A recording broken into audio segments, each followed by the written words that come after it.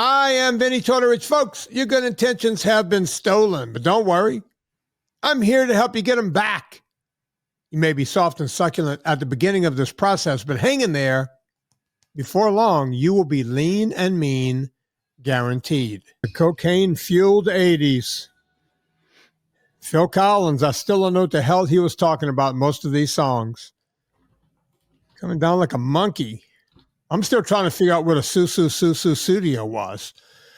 I don't think we're going to solve that on this show, but what we will solve is some of your health issues, and we're going to do that with none other than Mr. Chris Shaffer. Yeah. There he is. There he is. How's it going, Chris? Doing good. Would you say, Vinny, that the 1980s was the genesis of that kind of music? Wow. Whoa. No, hang on. Wow. Did you go there? Dude, if you leave it hanging like that, I have to. Wow. Jeez. Good night, everybody. I ain't going to get any better than that. 2-minute show. Chris, I guess you really wanted one of these. No, couldn't do it. I'll go with sad trombone. That works. Yeah, we'll give it to you again. Oh, God, man. Anyway, Chris, I started with the raw milk. What, about a month ago, 2 months ago? How long have I been doing the raw milk? 5 weeks, give or take. Right. But as you know, I don't believe in just drinking milk because there's so much lactose in it. So, I eat cheese and this and that where the lactose is reduced, yogurt somewhat reduced, but I just don't make a practice out of drinking milk, right? If you're a sugar addicted idiot like I am, you drink enough milk, you'll get what you need sugar wise, and then you'll start looking for everything else, right? It's about that trigger.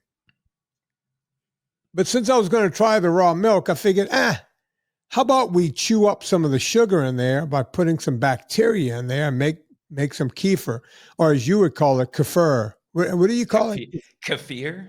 Kefir. Douchebag. Anyway. I mean. Kefir. All right, the country, Chile. Do you say Chile or Chile? In English, I say Chile. In Spanish, I'd probably say Chile. Yeah. Yeah, you always knew when you were dealing with a douchebag in LA because they would go, I just got back from Chile. Oh, you went to Chile? No, I went to Chile. It's like, shut up. That's kind of like we're in America now. We call it, Barcelona. What was the other one? There's a bunch of them.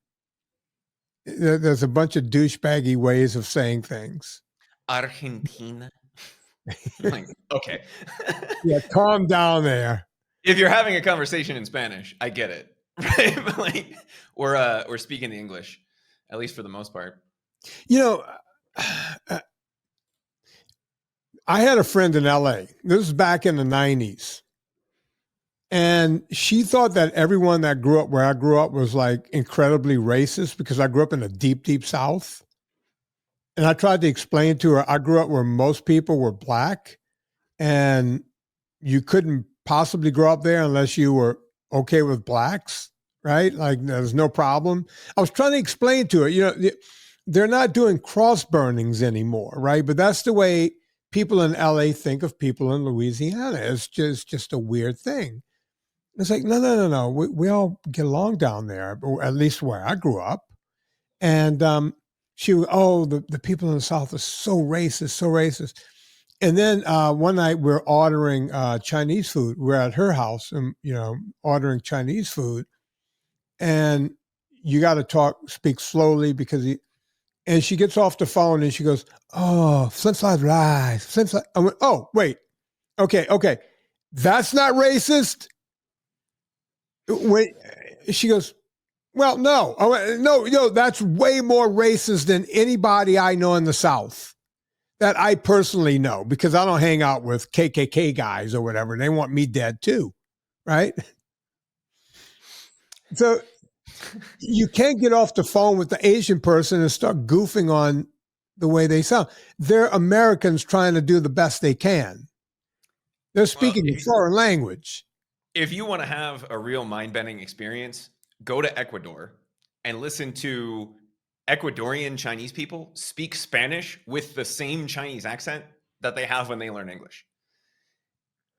It's a mind-blowing experience. I'm about to say mind blown. I can't even imagine. I was like, okay.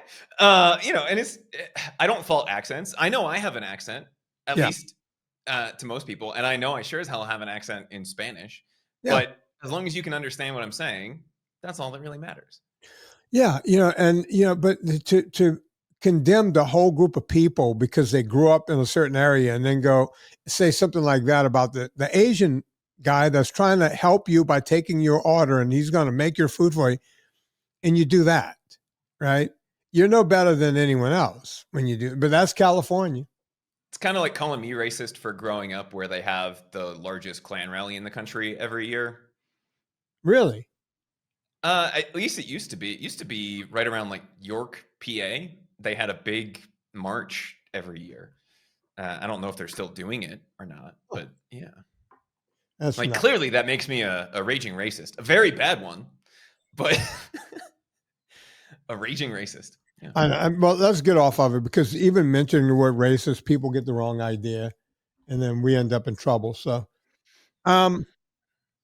Chris, we've got a few things we're going to talk about. I was talking about the milk, so I'm chewing up the milk with bacteria, and I'm making kefir, and been enjoying it.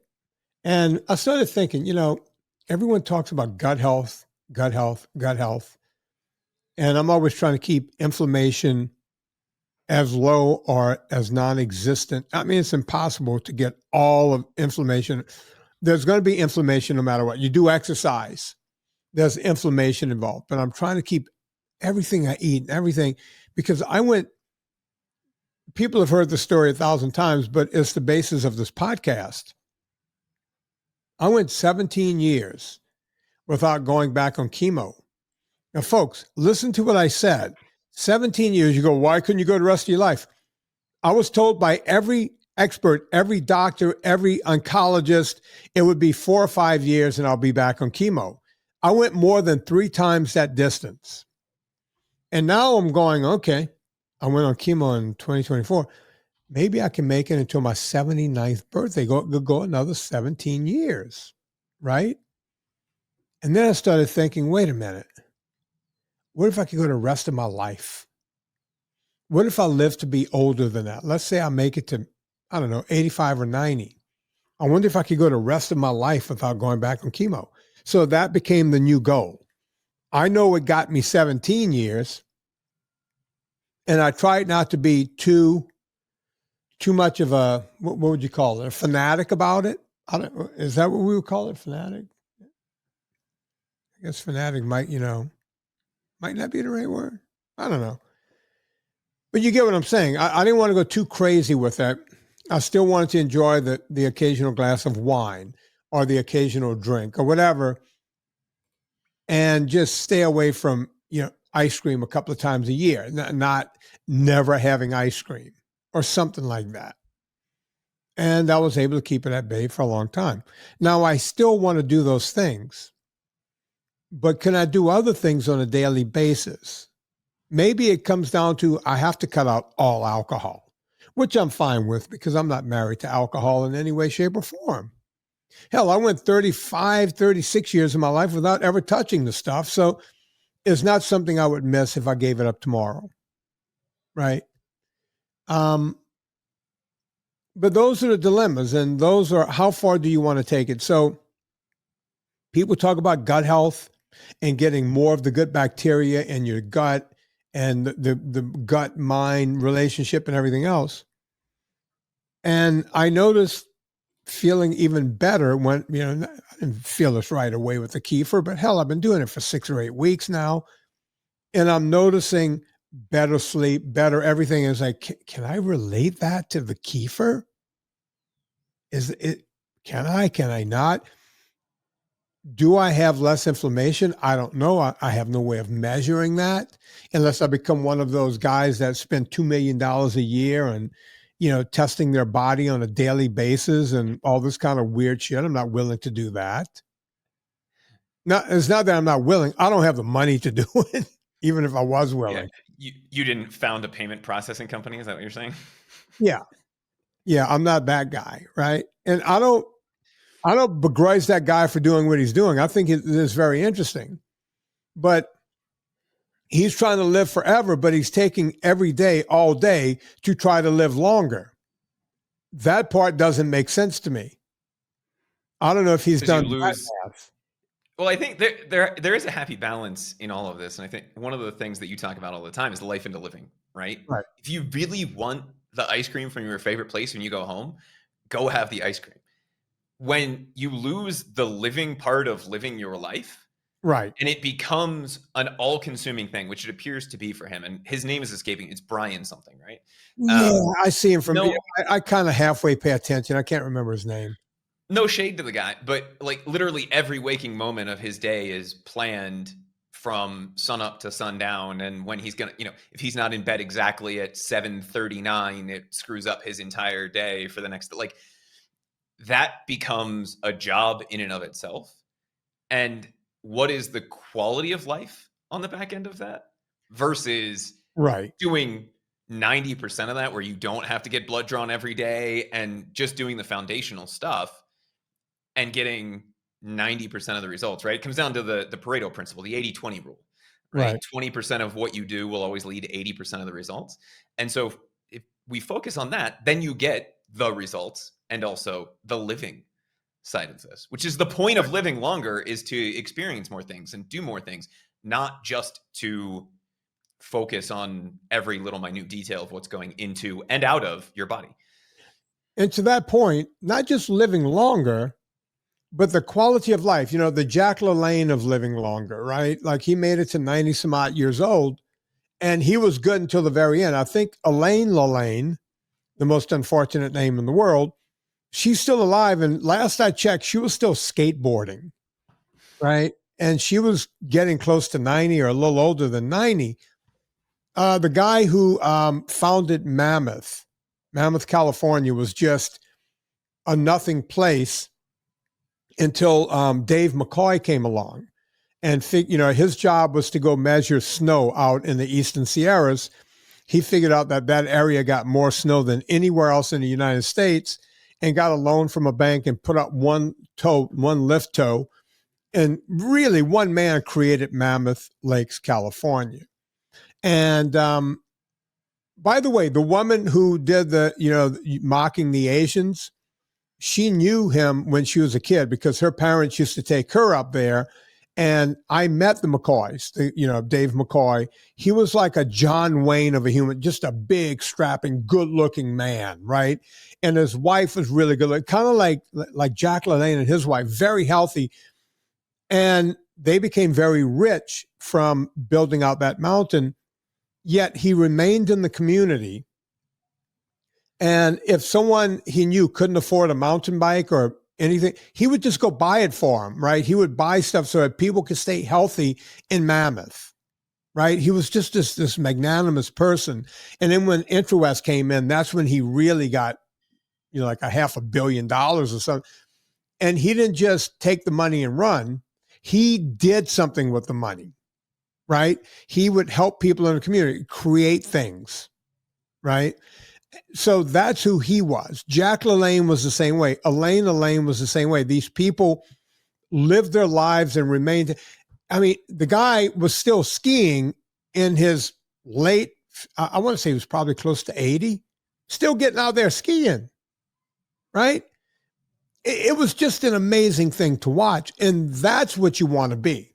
You don't want to be there, getting scanned and having your blood taken out and regenerated and put back in. And you're wasting your whole life. Your life is passing by while you're trying to create more life.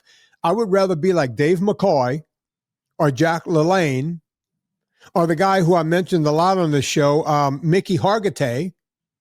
He was a Mr. Universe way back in the day. He was married to Jane Mansfield. I used to live in their guest house. I wanted to be more like him, right?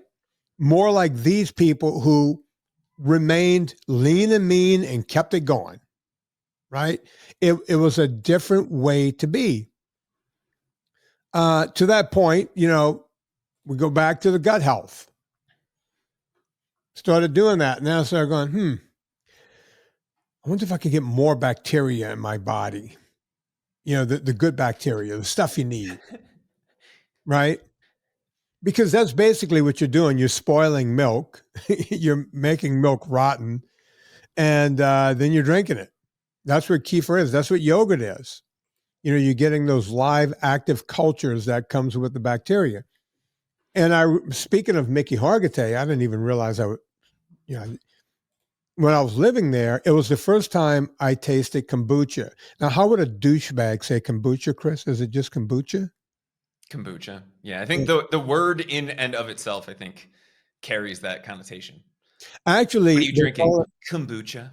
Actually, the real crispy hippies, the real crunchy ones, they call it, and I'm not making this up. You can look it up, Chris.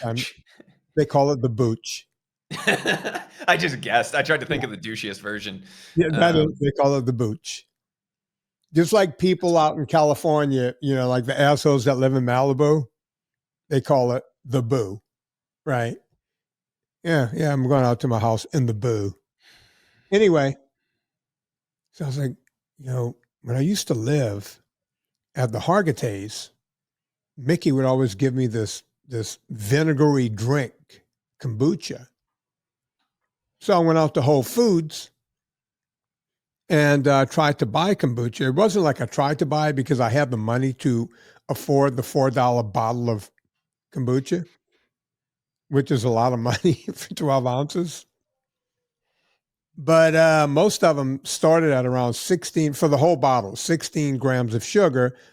And they would regularly go up to 24 grams of sugar. Let's call the average 20 grams of sugar. That's a half of Coca-Cola of sugar, right? I found a couple of them, like the one I'm drinking here today. This one has, in 12 ounces, this one has 5 grams of sugar in 12 ounces. All right, so that's some of my carbs for the day right there in this drink. But here's what the problem they all have. None of them taste as strong as the one Mickey Hargitay had at his house. And the reason being is they got to dummy this down for the public to drink. That's what it comes down to. Everything was watermelon kombucha this and strawberry kombucha that and agave kombucha the other thing. Sugar and fruit flavors, mint kombucha, ginseng kombucha, everything you can imagine, right? To find one that was just plain kombucha. And by the way, these don't have the fizz in it. Do you know what I'm talking about by the fizz, Chris? Yeah, it's fermented, so it should have carbonation. Okay, there's 2 ways to do that. With the kefir, I like kefir with the fizz in it, right? The way you do that is when you're doing it, you screw a top on there tightly. Some people they'll put a cloth over the top to keep bugs out, put a rubber band on it. You'll get no fizz like that. But if you trap it in there, that gas is going to go back into that product and you get a fizzy tasting thing. The same thing with kombucha. If you're making it yourself, you have to do a 2 process. I've been studying up on this.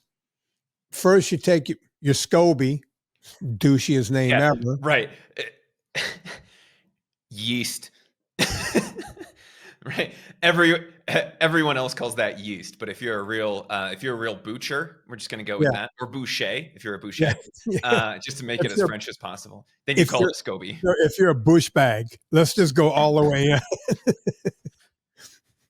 So if you're a bush bag, they call it a SCOBY, and basically it looks like a jellyfish that floats on top, right? And basically it's bacteria, and so I went out and just bought a whole system. It was $60, $50. And I'm going to go on. That is only like 8 bottles of kombucha though. So it's fine. Like, to be able to make it yourself. Right. It's basically a week's worth of kombucha. Yeah. And here's the thing. Once you own the equipment, you're buying jars and you're buying an original SCOBY. The SCOBY keeps growing. I learned that from Mickey Hargitay. It just keeps growing. right? So you can go to a friend and go, hey, man, you want to start your own bush bag business? Here's some SCOBY. Or otherwise, you got to cut it and throw it away, right? So, yeah, you start with the SCOBY, you start making the kombucha, and then you put it in a bottle and cap it. That's when the fizz, that's the second. So you can make the real strong stuff for pennies on the dollar. And that's what I'm looking forward to, right? Just, I think after you make your first batch or two, you've basically paid for the equipment. And my wife is British, so we have a lot of tea, right? Basically, you take tea, you brew it up, you put sugar in it, because in order to ferment something, it's got to eat, the bacteria has to eat something. It loves eating carbohydrates. So I can make a really strong kombucha that's going to have almost zero sugar in it and have all the fizz in the world. So that's my plan. Taking it to a new level, Chris. I like it. When are you going to start wearing the hemp clothing? And Soon. I got to get myself some, what are those shoes with the cork in them? Serena wears them. They got the cork soles and the whole deal. I don't know. Real douchebag hippie slippers. They look like they smell bad, made of leather and cork. God. Everyone knows what I'm talking about, right? Everybody's screaming at us right now. Yeah. Chris is looking it up. Birkenstocks. I Googled hippie shoes. It came right up. Serena actually has every kind of Birkenstock you can have, right? And I've never owned a pair. But if I keep this up, I'm going to need to start buying some incense and some Birkenstocks, because I'm going to be right there. Yep. But here's the question. Is there anything wrong with that? And the answer is No. not really. Right? Like, you don't have to go vegan. That would be kind of a weird transition for you, I think. But the rest of that, making your own stuff. And we were having this conversation on the VIP group a couple weeks ago, Vinnie. Somebody said, I'm not crunchy, I'm just cheap. Right? Like, if you want these benefits and you realize that something like kombucha is something you'll drink regularly after you have one or two, and you look at the math, you go, this just makes way more sense to just do it myself, because it's literally pennies once you have the stuff. Look, as you know, I'm maybe the world's biggest coffee drinker, and I love espresso. Now, if I go into town and buy an espresso, now I don't know what Starbucks charges for one shot of espresso. What I do know about Starbucks is they have no idea how to make a proper espresso. But if I go into town to buy an espresso, it's $1.25, maybe $1.50 a shot. If you get two shots, they probably charge you $2.50, something like that. Okay, and you basically take it and look. I just had an espresso right before we started. It's that much in a cup. I don't want to pay $1 for that, right? But at some point, I invested in, a machine. Now, the espresso machines are not cheap. To get a proper machine is not cheap. But I have 3 or 4 of them, 5 of them a day, right? Now, it does help that I own a coffee company, so I get my beans at, wholesale. I don't have to pay retail because I own the company. So I have that going for me. Now, I haven't done the math on that machine, but I'm pretty sure it's paid for itself. Chris, let's say on average I have 3 a day. That's 900 a year. That's over 900. That's close to 1,000 a year. Right? Yep. And you're probably saving $1 plus each. Yeah. Let's say I'm saving exactly $1. I mean, after 1 year, close to $1,100. Yeah. Close to $1,100 of that machine is paid for. On year 3, and that machine's got to be at least 3 years old, if not 4. I'm printing money with that machine. Right? Yeah. And of course, if you buy a cheap espresso machine, you're going to be buying another one in 2 years, right? They say buy cheap, you buy twice. It's just the way the world works, right? I got a machine that was designed in Italy, built in Germany. You cannot get better than that. It's like a Ferrari being built by the Germans. I know that's sacrilege, but that's what this machine is. And people are going to write to me and go, hey, man, I've been looking at a machine. Which one do you have? It's called, hang on. It's called ECM. And it's not the only great espresso machine out there. There's a lot of great machines.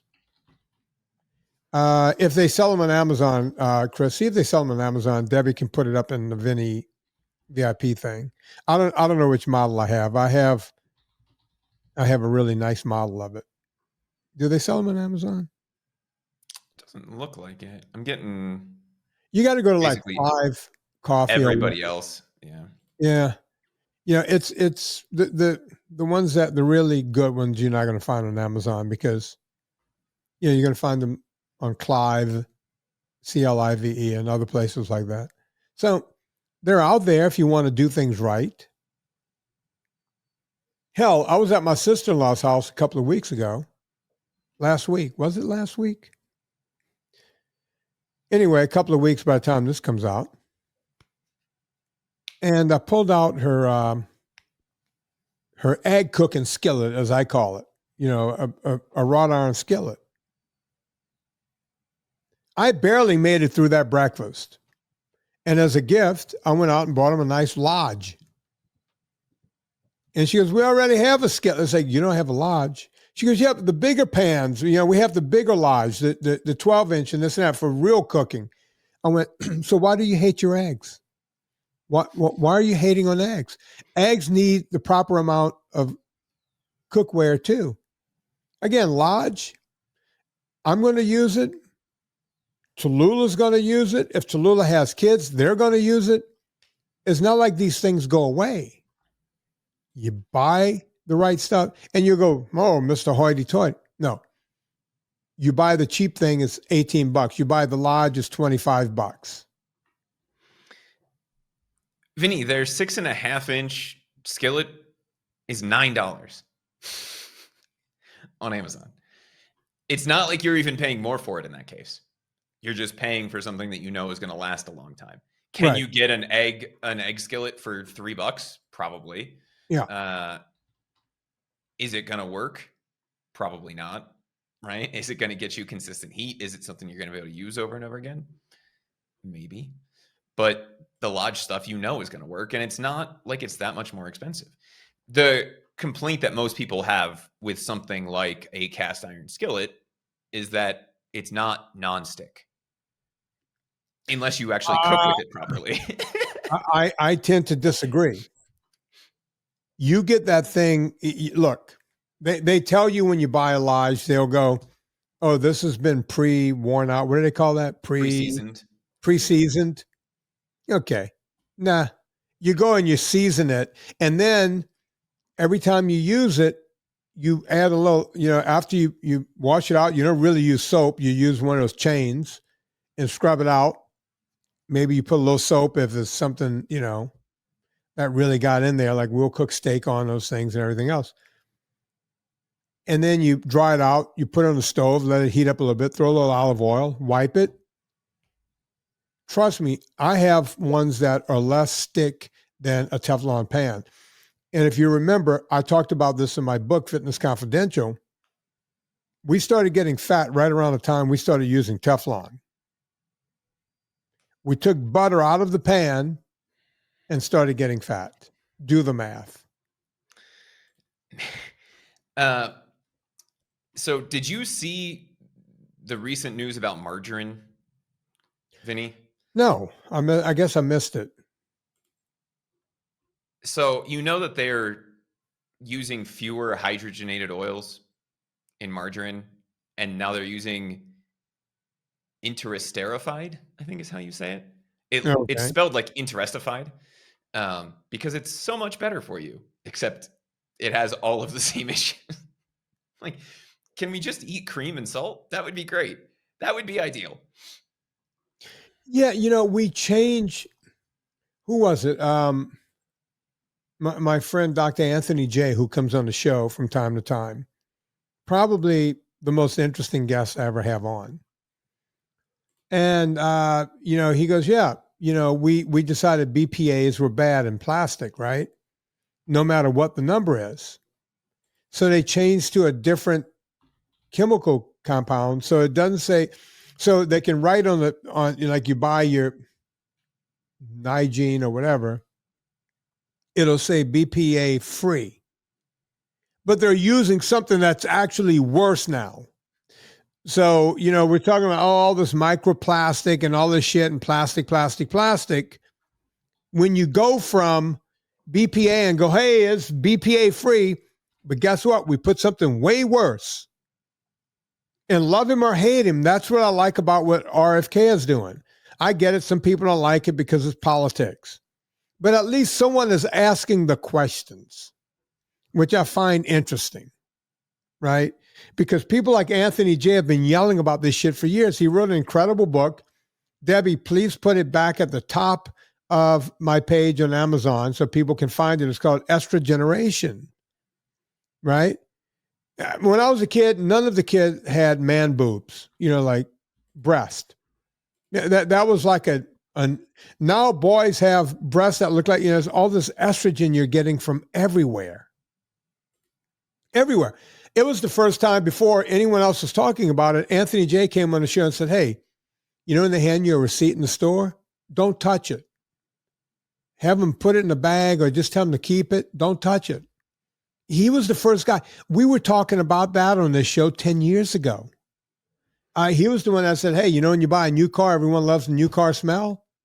Worst thing in the world for you. Buy a used car where some of that gas has been off-gassed from all of the plastics.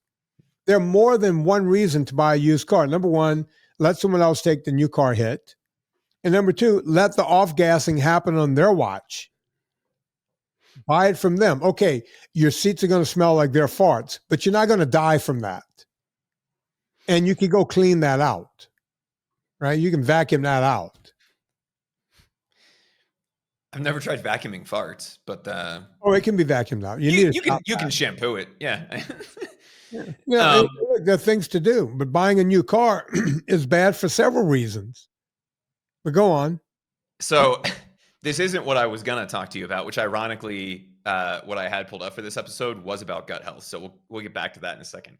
But interesterified oils, Vinnie, is what they're using to replace trans fats now. Mm-hmm.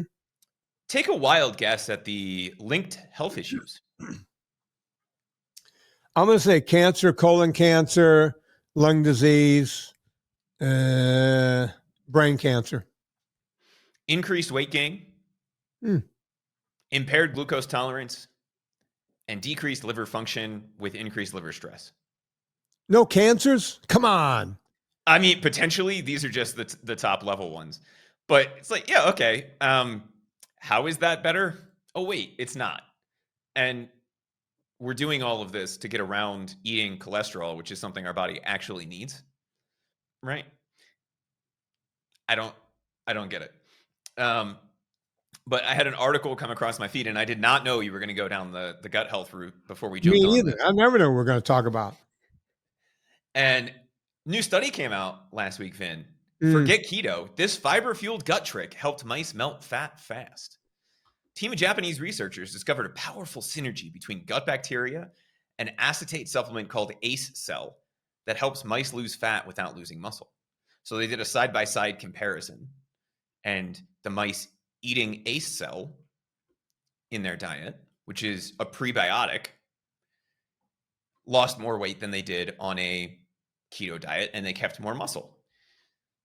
Any ideas from that super generic description of what ACE cell is? Because all they say that it is an acetate. I was going to say it probably comes in some gelatin form of some sort, some kind of fibrous gelatin. How close am I? It's fiber. It's fiber. What is one of the fibers that you hate more than any of them that we do not include with all of the beautiful, beautiful vitamins over at purevitaminclub.com? Psyllium? Microcrystalline cellulose. Yeah. Is now the new weight loss drug, by the way. So apparently we've been doing it wrong at Pure Vitamin Club, and we should have been including wood pulp in with our vitamins because it helps people lose weight faster.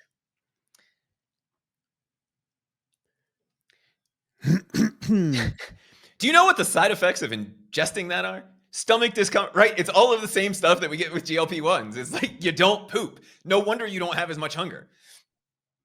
Look, it's why I tell people don't buy the already grated cheese in the pillow. And I go, why not? It's like, think about it. It all stays separated. It doesn't congeal. How do you think that happens? They have to, just throw something in there to keep it separate. And what they throw in is wood pulp. It's the same stuff. And it's horrible for you. It just all drives me nuts, man. And, you see all these things, and it's all true. In Europe, you go to France or you go to Italy, we have like 2,500 more things that we can put in food that they cannot, right? There's like, their pasta might have 4 ingredients. Ours could have 100 ingredients or 50. It's an incredible amount of ingredients just in pasta, right? Which, I mean, if you think about it, it's eggs, water, flour, and maybe salt. Yeah. If you're getting fancy with it, like that's homemade pasta. You make a mound of flour, you put some eggs on it, like you add some water. It's really not that difficult. Yeah. The fact that there's 50 or 100 ingredients in your pasta should tell you something. It's nuts. The things that we do in this country, and people go, "Oh, we can't figure out why we have, everyone is sick." We have, God, you cannot find the 70-year-old now, no matter who you talk to. Parkinson's disease. Everyone's got Parkinson's, right? Early onset 60-year-olds, Parkinson's. A good friend of mine, a girl I dated, died of Parkinson's during the pandemic about 3 years ago. I still can't believe she's gone. I have another friend with Parkinson's, and I know a guy at the gym working out his entire life. He has ALS, right? Now, that's a rough one. Yeah. And he's still coming to the gym, right? It's nuts. What's going on out there is absolutely nuts, right? And you go to doctors, they go, "Yeah, there's nothing you can do about it." Yeah, there's a lot you could do about it. But the medical community won't tell you that. It's because there's not a prescription that you can write that says eat real food, move a little more, and get some sunshine. Yeah. Right? Like if you do those 3 things, even if you make homemade bread, right? And you're not doing it from a low carb perspective, you're going to be a million times better off than you are buying the store-bought bread, which can you explain to me? I know you're not a huge bread purchaser, Vinnie, but I just as an experiment the other day looked at some of the bread in the bread aisle. It has more sugar per slice than like cereal does per cup. It was mind-boggling to me. And I've made bread, and I don't remember putting tons and tons of sugar in it. No, they have to keep people addicted to everything. I haven't looked at bread in the store. I haven't had bread in years, but I haven't looked at it in the store in years. But yeah, we would see that when, we went back when I used to go look at stuff just to talk about it on the show. It's just nuts. It's nuts what's going on out there. And as I said in Fata documentary, don't expect the government to come along and help you, right? That's not going to happen. You have to help you. You have to help you. So I'm doing some quick Google foo over here, and apparently they did a study. If bread is labeled as healthy, it typically has more sugar than bread that's just generic bread. And what's that based on? Is that a study or is that? Yeah, it was a study. So they said the average bread contains 1 to 3 grams per slice, which is mind-boggling to me. Healthy or honey varieties of bread typically had 4+. We mean honey. They put honey in bread? Yeah, there's a lot of like honey bread that's out there. We actually looked at this on a VIP call. It was on this podcast a couple months ago. They had the keto hamburger buns or hot dog buns. Yeah. Their like entire thing is throwing honey into nature's own. Yeah, they have like a whole line of honey bread products. Crazy. It's just Mind-boggling. It really is. But Chris, we're going to tackle something huge next week. You want to know what it is? Yeah, let's do it. Everyone's been asking me about the H2 tabs, the super hydrogenating their water, and we're going to talk about that next week. So please tune in next Wednesday with me and Chris, where we get into this I have a whole thing to talk about when it comes to adding more hydrogen to something that's already 2 parts hydrogen. Are we being lied to, or are we telling the truth? We're going to find out next week. Also, Chris, you mentioned VIP. At some point, we're going to have to open up the VIP group because people have been asking me, when are you going to open it up, broski, bro Namath, Shoeless Bro Jackson? We're going to open it soon, but not yet. So when we open it, you want to get in. So put your name on the list, VinnieTortorich.com/VIP. Get on that list so that when we open it, you can be the first to get in. Also, the vitamins. This show is brought to you by PureVitaminClub.com. Yes, everything is in stock. We're shipping every day. Everything is running smoothly there. The only place we're having a little hiccup is over at Foods. Don't let that stop you from buying the Ultra Fat. But NSNG Foods, for whatever reason, every now and again, we have a problem with USPS not shipping it. We don't know why. And USPS will not give us an answer. But out of the tens of thousands that we ship per week, it happens Chris, what would you say, 2-3 times a week? What does it happen? Yeah, it's a handful. It's maybe 1 or 2 a day, a business day. Yeah, and thousands go out every day. So in any business, that would be considered a success. We're not going to be happy until USPS stops screwing around. But if you guys have a problem, we will ship out to you again right away and get it to you. So, but over at PureVitaminClub.com, go check it out. The best vitamins on the planet, PureVitaminClub.com. Let them know I sent you let me know I sent you because it's my company and I'm running it now. So it's being run correctly. We always shopping on Amazon. Before you go to Amazon, go to VinnieTortorich.com. As a matter of fact, you can buy the vitamins on Amazon, right? The vitamins are on Amazon. So you can go there and get them also. We're going to put whatever I said at the top. There was a book. What are we putting at the top? Oh, estrogeneration. So go check out, I'm an influencer with Amazon. Right? I'm a big deal. So when you go to the VinnieTortorich.com Amazon page, then you're already in. So we get a taste. It doesn't cost you anything. Rate and review this podcast. That's it. Oh, we're on X. Chris, we're putting stuff out on X every day, all day, right? Yeah. A couple posts every day. Yeah. And people are going, oh my God, keep putting the posts out. Just keep putting them out. So we will. On behalf of Chris Shaffer, my name is Vinnie Tortorich. Put life into living and do it tonight